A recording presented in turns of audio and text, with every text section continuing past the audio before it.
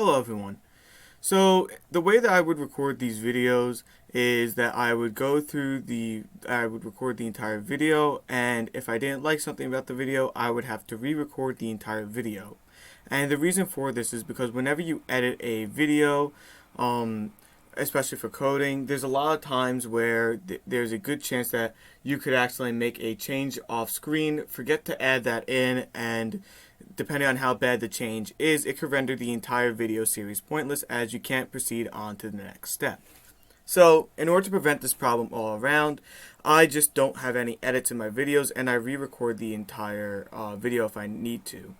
The problem with this though is that since we're getting into the actual modding aspect of this, I can't actually go and re-record the video as I would already have made changes to the mod itself, and if I was to go and delete those, it could cause future problems down the line, and it would just be a much more difficult hassle.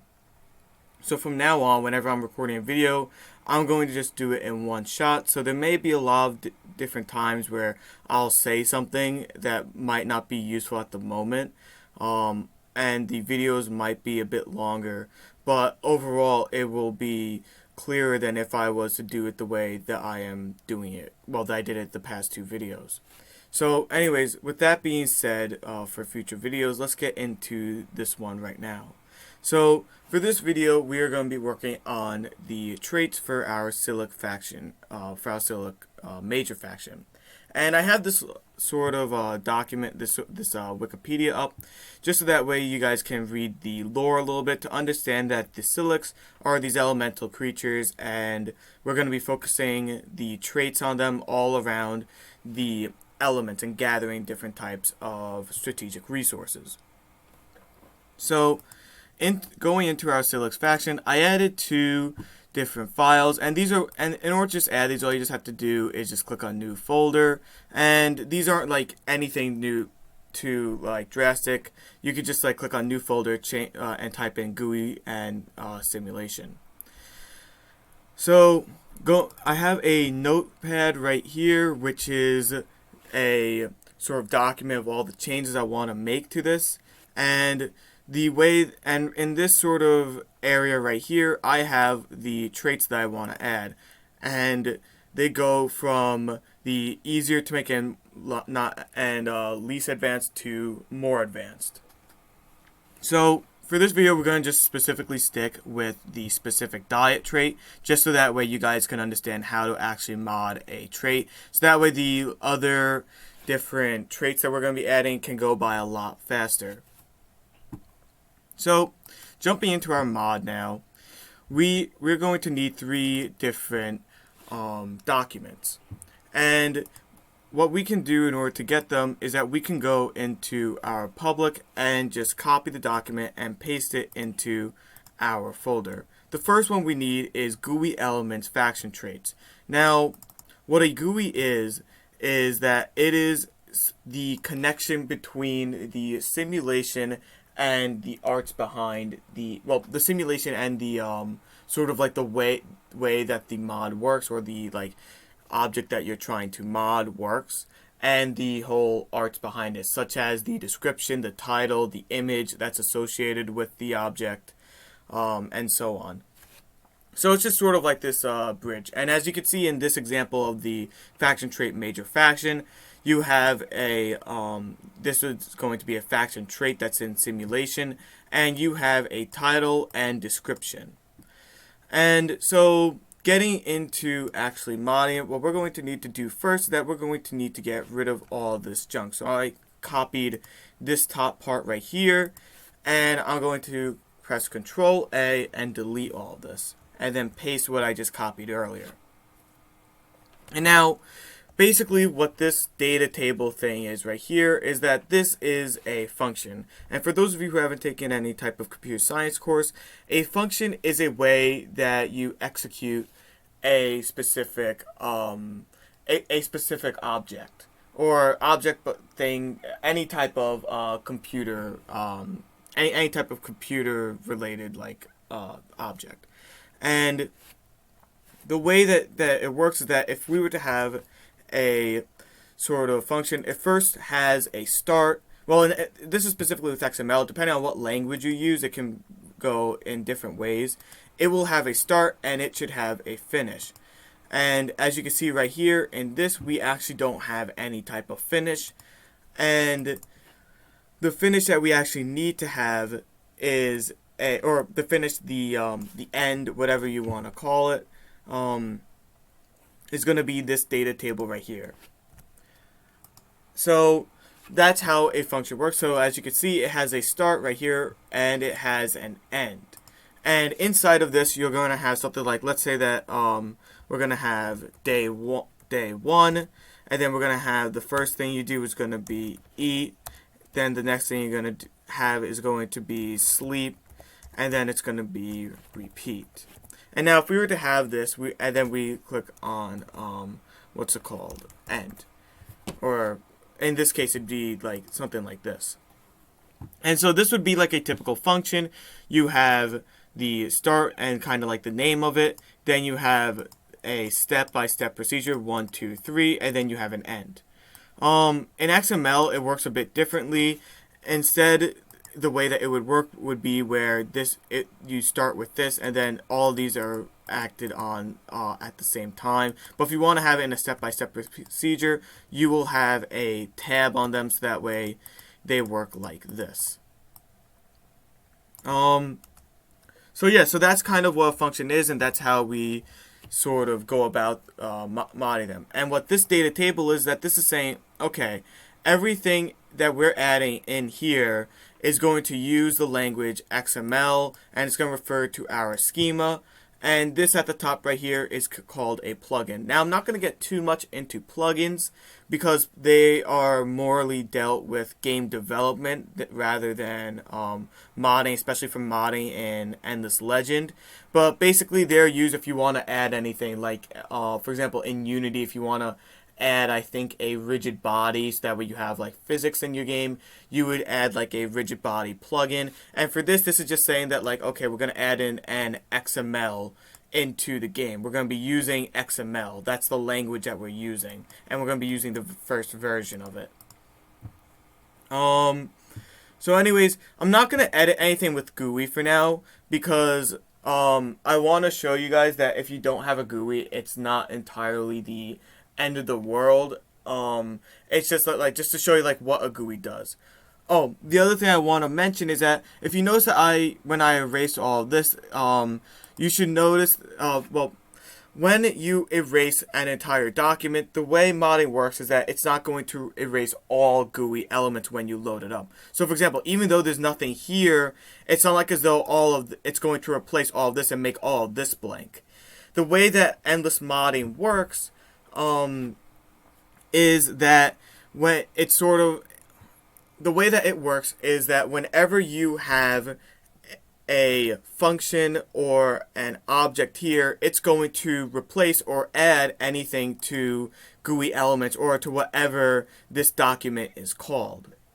So for right now, since we don't have anything here, it's not going to add anything to GUI elements, and it's not going to replace anything GUI elements. But for example, if we copied this custom trait family filter into our GUI element faction traits right here, and then change the title and the description, these two right here, then the title and description will change. But it will change just for the family filter, but nothing else will change. So with that being said, before we continue on, I'm going to get my schema up, and I'm going to use it as a separating point between the right hand side, which is going to be everything from the Endless Legend public, to my left hand side, which is everything that I am working on.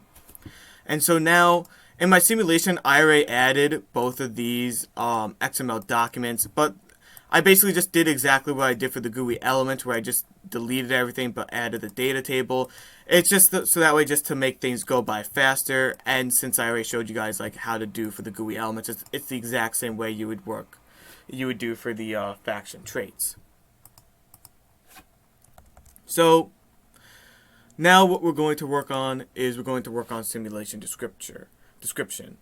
Oh, and these are like the three things that you're going to need in order to actually work on your faction trait mod. These are like just the basic minimum. But actually, for a minimum, you don't even need the GUI elements, as I'll show you later that it's not 100% needed. The simulation descriptor, that is something that is used to sort of that the simulation descriptor, anything in simulation, basically that is how the mod runs. And anything that ranges from giving +10 science to how the battle actions work, that's all in the simulation file. And the simulation descriptor, this is everything. This describes how basically a wide variety of things in Endless Legend work. So anything where it's like where you're going to add something or you're going to subtract something, any type of operation or sort of change to an object, that's going to be in the simulation descriptor. And you can see that there's a lot of simulation descriptors. But for now, the one that we need is the simulation descriptor faction trait. I'm going to close this one out because we don't need that. And so for right here, you can see that each one of these has like a sort of process that goes about. And in order to sort of get a better understanding of how this works, I'm going to just copy one of these and bring it into my simulation descriptor faction trait. So I'm going to go step-by-step procedure and show you how the simulation descriptor faction trait works. So right here at the top, you're going to have the way of how it's organized. So you'll see later on that in faction traits that there's another way of how that there's more you can do to organize it.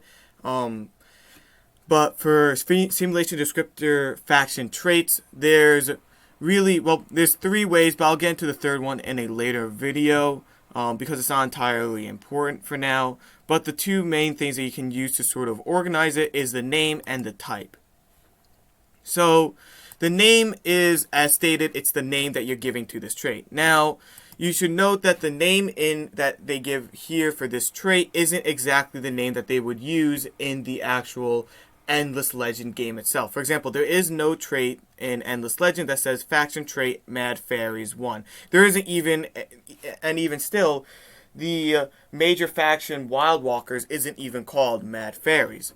But this is used for when you're calling when you're calling this trait in other different documents. So for example, when you want to add this trait to the major faction Wild Walkers, you would call faction trait Mad Fairies 1.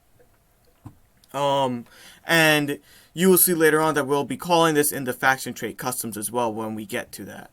This right here, the type, since as you saw earlier that there are a bunch of different simulation descriptors, the type is going to sort of say what type of simulation descriptor this is. So this one is going to be a faction trait, but if you're talking about something where it's a unit ability, it would be unit ability.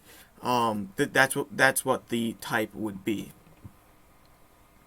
So going down into the function, we will see that this is the simulation modifier descriptor. Basically what this says is that everything that's in this function, this is going to actually be what the mod does. There's not really more to say than that. So going into the actual description of the mod, we can now see this is the actual meat of the trait itself. And there's actually two different ways you can have a modifier descriptor. The first way is simulation modifier descriptor, which is just a very simple way, which is just saying that we're going to affect this thing using this value type of way, very simple. But a more complex way to go about it is, I'm trying to find one, is something called a binary simulation modifier descriptor. I will get into the binary simulation modifier descriptor in the next video when I go into more advanced modding faction traits. But for now, all we need to focus on is the simulation modifier descriptor. So the target property, this is what you are affecting. So, or essentially what you are adding to it. So for right now, in this case, this is saying that we are going to be adding, or well, depending on the operation, subtracting district industry. But you could change the target property to, let's just say, I don't know, district food. It could be science. And it doesn't even have to be something that deals with the district. It can be something where it is increased movement on units. It could be increased like orbs, increased orb like multiplier, and just a whole bunch of different target properties. So the target property is what is being affected in this trait. The operation and value are how, and the value is basically how much. The operation, there's 6 different ways you can have the operation. The first 4 ways is addition, which you're adding, subtraction, which you're subtracting, multiplication, which you're multiplying, and division, which you're dividing by. The only thing you have to be wary of is division, because when you are dividing, there aren't many examples to use from in the simulation description faction trait, so just take a little bit of extra caution when you're using the operation division. The other 2 that are used in the operation that are in specific mathematical operation symbols is force and percentage. Force is used for when you have an on-off situation. For example, let's say that you want your unit to start off with the shield every turn. For this case, you would use the operation force, where it's saying this, you're just going to add this to some unit. Or it might be something, I mean, there's a bunch of different like examples in here that we may see, but basically force is just saying just do this, like turn this on. But let's say you want to, I don't know how like you would really go about this, but let's say you want to do something where it's like not force. If you want to add not to a specific, to basically anything in the XML documents, all you have to do is add an exclamation point. Exclamation point means not. So in this case, it's just operation not addition. I don't know how this would actually work. Well, especially for like not addition, but for other types of things, as you will see when we get into the path, that there's other types that you can use not in specific ways. There's that's how you would go about not doing something. So it's like everything but this.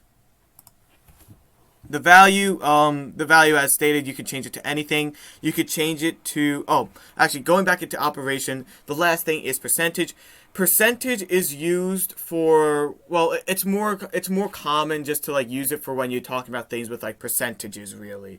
I know that's a bit like general to talk about percentages, but basically if we were to look at like the examples that we saw earlier, it's like the attribute attack. Like we're going to change the percentage of the attack to 0.1% to 10%, and just like other, it's more as in like you want to, it's typically used for when you're dealing with something that is less than 1 but not negative, because when you go into values, you can actually change the value of it from 1 to a -1, and you can even, when you're even using addition, you can also change it from a 1 to like a 0.1 or just a 2 or whatever.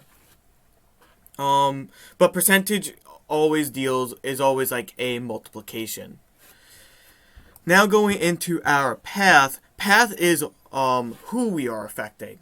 And for right now, for this, since we're affecting, right now what this is saying is that we're going to be affecting the class district of our empire type. So, well, this isn't really a good example of like a general path, but if we were to look in one of these, like let's say that we just want to add district science to our class, to our sort of city, what we would do is that we would say in our class type major, we're going to go deeper in and say in our class city, we're going to go deeper in and we're going to say, more specifically, we're going to say class district, and we're going to say affecting the district is the terrain tag quest location. That's what the comma means. Anytime you have a slash, it just means that you're going to be more specific. So for example, you wouldn't erase the empire type major right here and just leave class city. You would have to have the empire type major slash class city, because it's saying in your major empire, you're going that, and inside of that, you're going to be affecting every city that has this sort of trait. And inside the cities, we're going to be affecting the districts themselves. And the commas, they're sort of thing, since like you can't really get more specific than class districts, and since terrain tag quest location isn't really a good one, but you'll have a terrain tag like water per se, where it will affect any water tile. Since a water tile isn't more specific of your empire, it's just a sort of terrain feature, and it's not something that you own in your empire, it's just a terrain feature. That's when you have a comma. And the comma is used in things other than just that. Like, for example, in here, when you're affecting something that uses a heat wave, you would do for in this case, a hashtag heat wave. You do a comma hashtag heat wave. So, going into, I guess a good example is like the class district, comma, summer, comma, district tag, terrain tag, forest. So basically this is saying, just to sort of say what this is just saying that we are going in our class district during the summer, because this is the hashtag is only during a specific season or during like a specific time. And it's only going to be affecting the forest tiles. We're going to be adding one district industry to our in our class district, or in our city's district, in our empire. This comma right here, this is just saying that this only is affecting the mad fairy. So you can't add this to any other person really, because this is only affecting someone who has the trait Mad Fairies 1, which is kind of redundant to have, because it kind of even shows that this is like one of like the first few like major faction traits that they have, that they added this thing right here, because this right here is just really redundant to have. If you see a lot of times when you have these type of things, you won't have when you have like an empire type major, you won't say, affecting like Drakens or something like that, or affecting the Drakens trait. But if you did want to only affect the Mad Fairies, you just leave it as Mad Fairies empire type major, and then just comma Mad Fairy, something like that. Anyways, yeah, so let's start editing this. So the first thing we are going to do is that we're going to change our title to be specific diet. So we're going to leave it faction trait, and we're going to call it specific diet. And we're going to leave the type as faction trait, because this is a faction trait. And the first thing we're going to add is -2 food on tiles. Now, there is no general terrain. There is no general, like, I think -2 food on every tile. Maybe you can do that with class district, but I'd rather not have a -2 food on tiles. So instead, what we're going to do is that we're just going to have the terrain tag specifically be terrain tag food. So this means that this means that in our empire type major, I'm just going to get rid of this for now. In our empire, in our class city, in our district, any tile that has terrain that has like a food that gives you food, we're going to add one industry. We're going to add one industry. But we don't want to add one industry. We want to subtract one food. So I'm going to change the value to 2. To 2 right here. And we're going to change the operation from addition to subtraction. We could also just have addition and then have -2 to represent subtraction, but that'll just cause unnecessary confusion, and I'd rather just not deal with that. Then we're going to change our district industry to district food. And when we load the game, we should be able to have, anytime we are next to a terrain that has food, we're going to -2 food.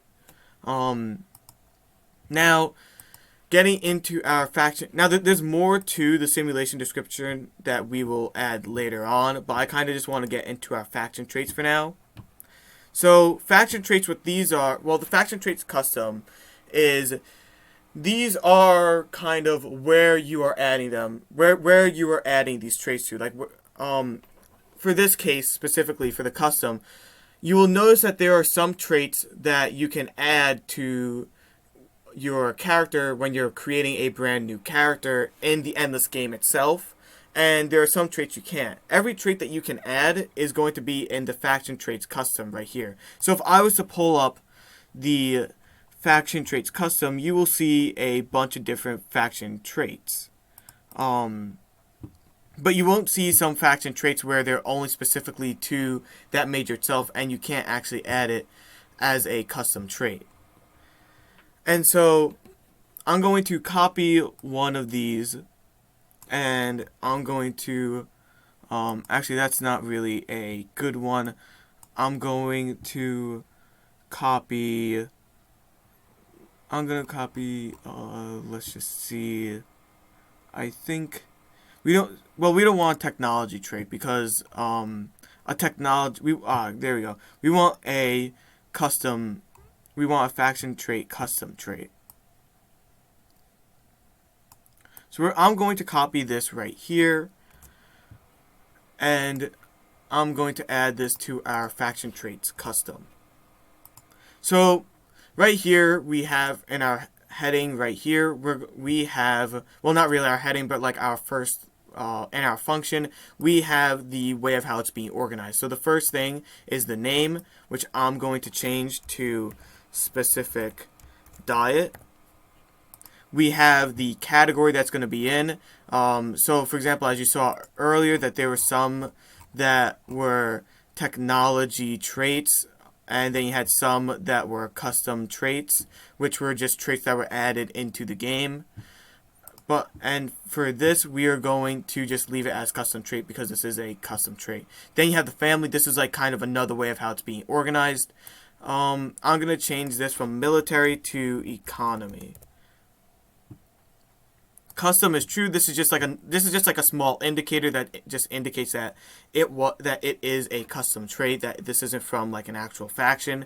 And then you have the cost. The cost is like how powerful this trait is. So whenever you're adding your own custom faction, you have like a cost of up to 80 points, and this is just saying how much it's cost. So for example, if we left it at 5, this would cost 5 points, and if we had -5, this would reduce our cost. This would like subtract 5 points. I'm gonna leave this at 0 for now, so that way it doesn't have any effect on the amount of points we have. And this right here is a prerequisite. Now, as I was saying with the not, this is everything but faction trait Army 7. What a prerequisite is, this is just saying that you need this in order to actually continue, in order to actually use the rest of this. So for example, in order to actually use this trait, we actually have to not have Army trait 7 in our sort of in our major faction. And so for right here, I'm actually going to just block this out. Oh, another thing, if you want to leave something, like let's say you want to have notes, like I'm just gonna type in endless legend. So for right now, this will actually cause an error in the game, because this has nothing to do with, since it's like black and bolded, and it isn't a tag like the faction trait Army 7 right here. This will actually cause an error and crash the game.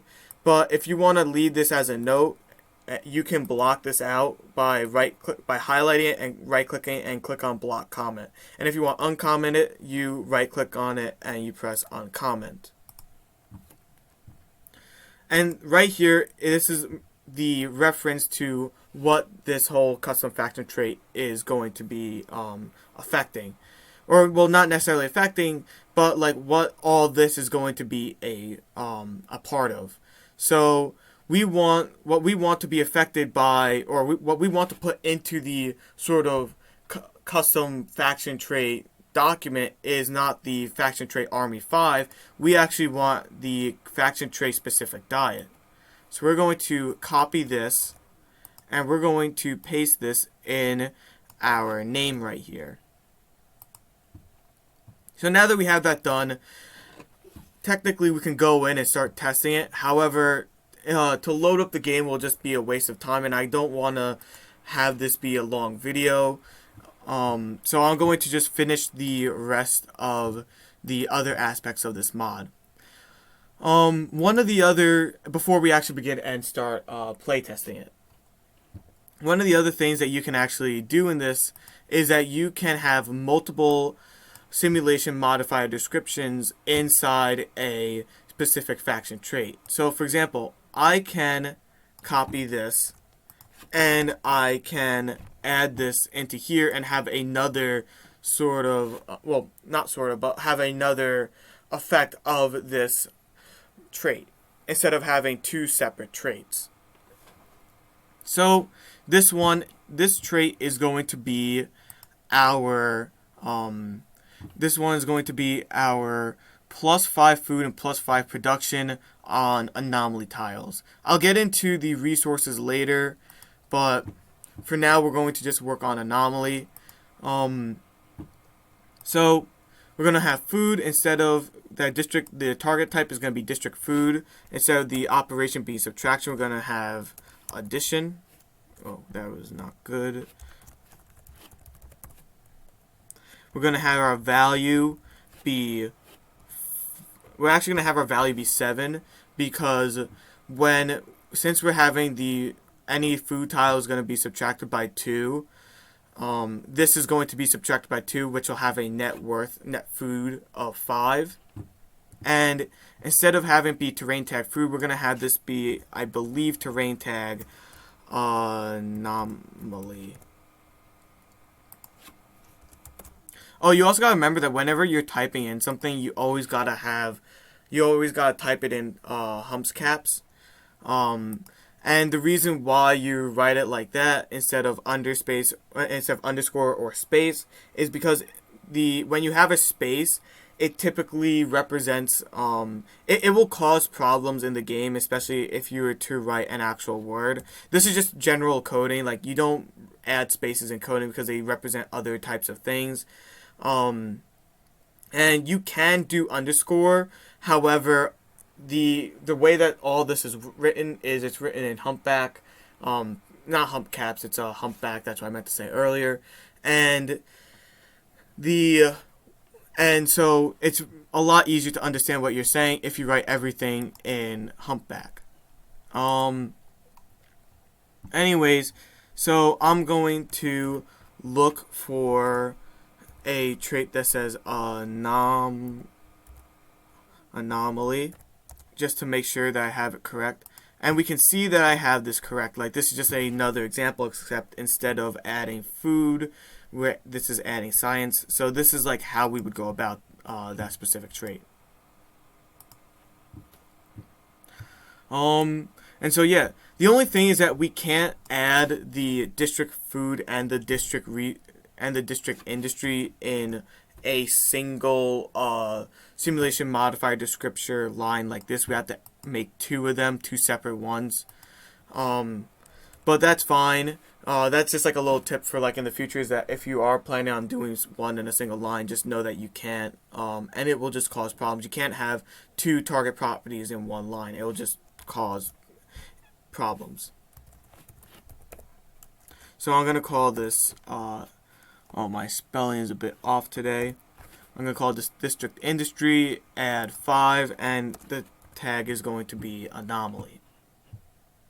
And now notice, although I'm adding a bunch of stuff to here, I don't need to do anything here, because this is just taking everything from here and adding it to here, which is going to be affected by this function right here. Now, the last thing we need to do is to have this affect the resources. So this includes luxury resources and strategic resources.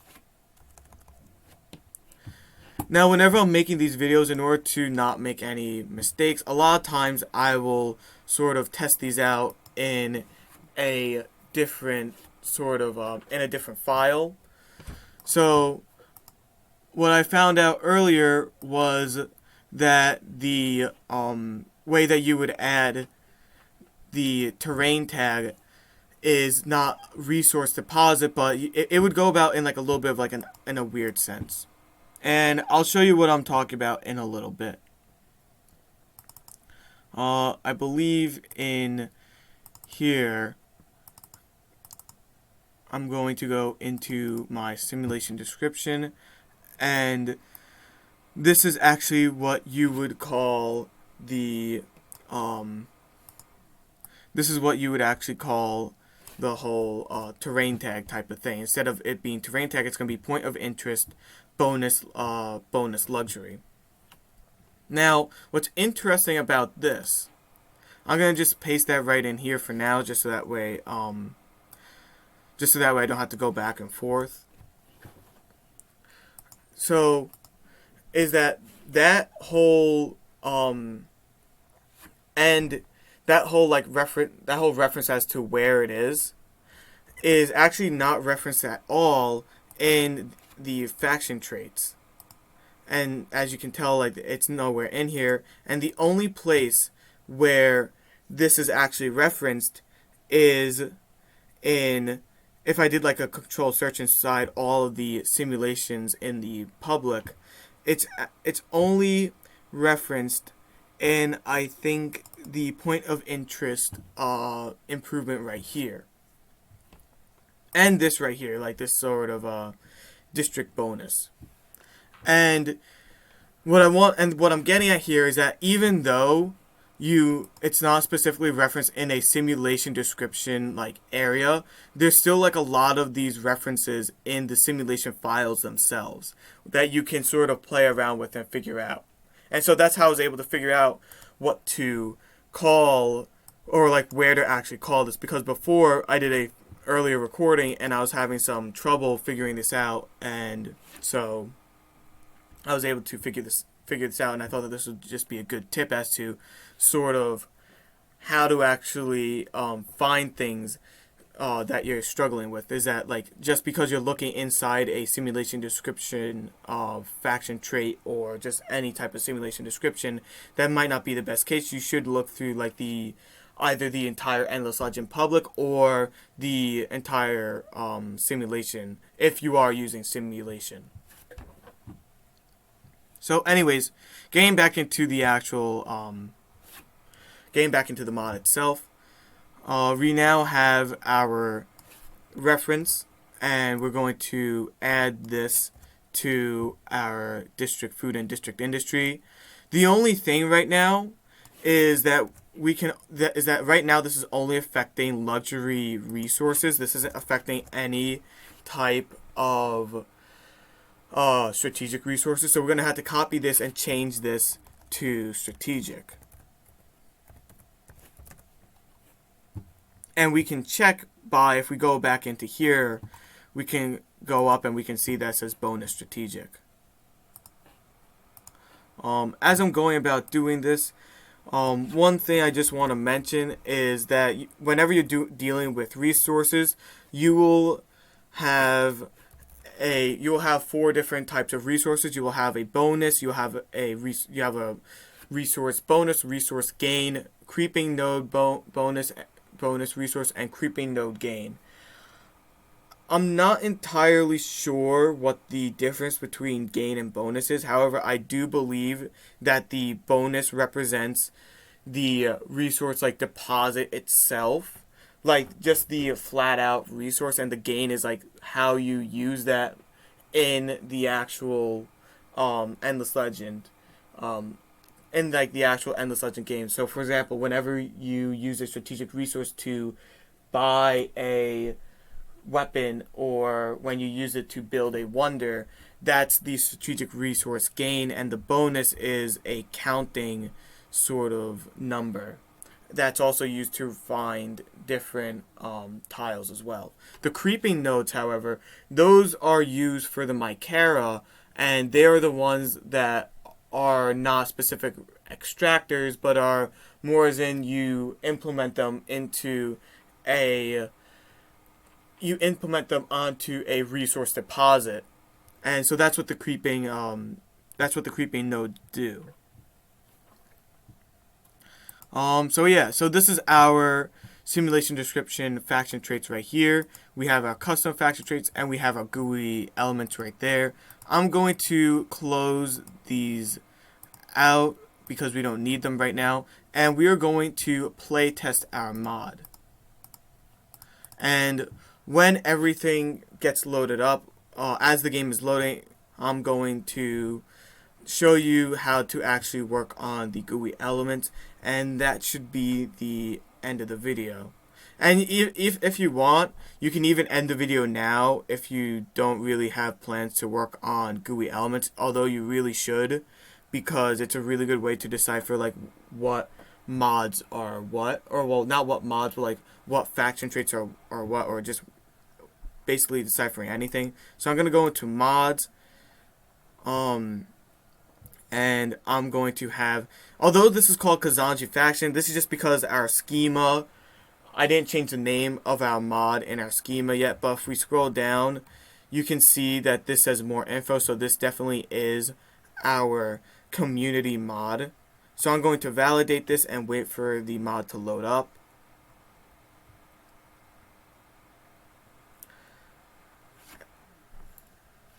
And so yeah, and hopefully this will work.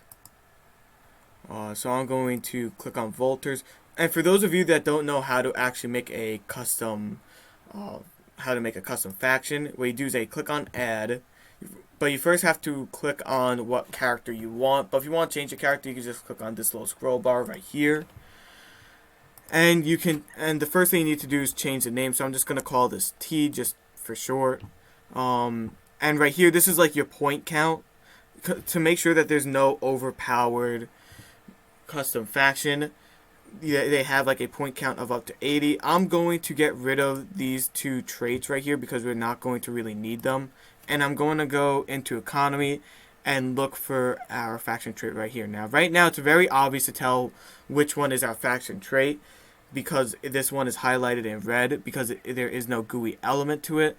But later on when you have more than one faction trait, you should have a GUI element because the GUI element shows it allows you to sort of differentiate between the different faction traits. So I'm going to click on this and I'm going to load the mod. And as this is loading, I'm going to go into here and I'm going to make a GUI element. The first thing that I'm going to do is actually go into public, go into GUI, and just look at an example of the GUI faction traits just to make sure I don't make any type of careless mistake. So for right here, I'm going to just take this GUI faction trait right here and I'm going to copy it and paste it into my GUI elements right here. Now I'm going to change this title to be specific diet, and I'm going to change the title from faction trait major faction trait title to specific diet title and specific diet description.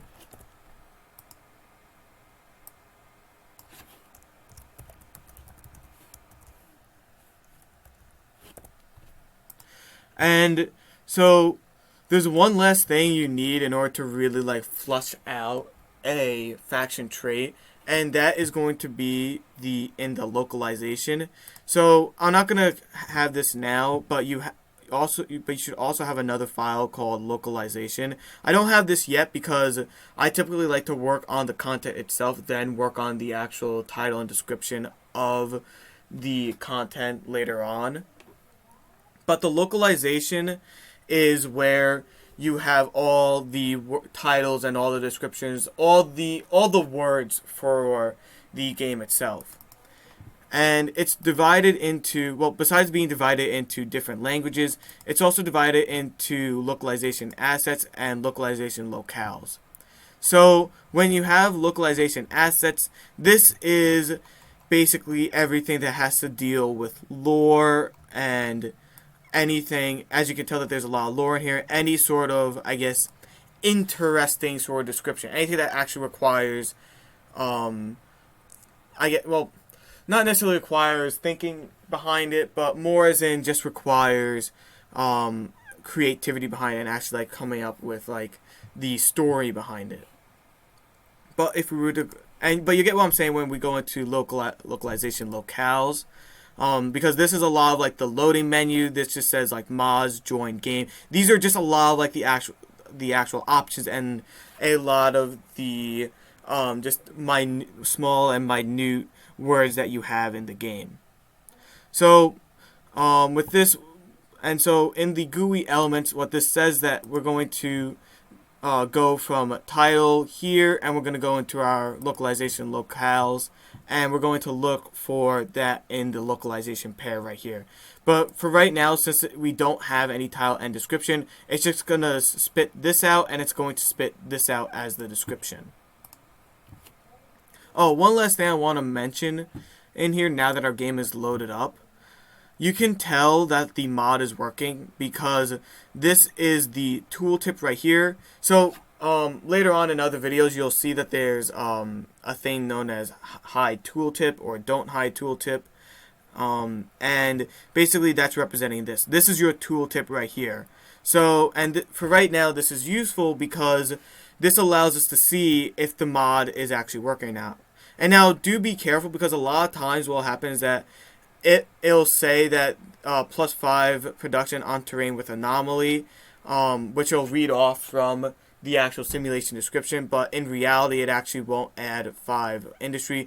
Basically the tooltip just reads the simulation description faction trait right here, but sometimes it doesn't always work. It'll sometimes read it and then the actual effect itself won't actually come into play. So do be a bit careful with that. But this is a good indicator that your mod is working.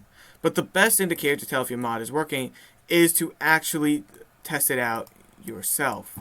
And so for right now, if we hover over this, you can see that we're gaining +7 food from the faction trait specific diet title and +5 food from the faction trait specific diet title as well. And actually, I was a bit wrong because we are actually gaining +7 food instead of +5 because this tile actually has no gain in food tile. So instead of subtracting 2 food, it's actually going to be gaining +2 food. But it doesn't necessarily matter. If you want, there's other ways you can go about this in a more advanced way. But because I want to keep this kind of simple, I'm just going to leave it as is. And oh, that's good. We're right next to an anomaly, and when we hover over it, you can also see that we have a +7 food and +5 industry gained from our trait itself. And if we hover over here, you can see that our -2 is also not working too well. Not working too well, but like our minus food is actually doing well because we are losing 2 food right here.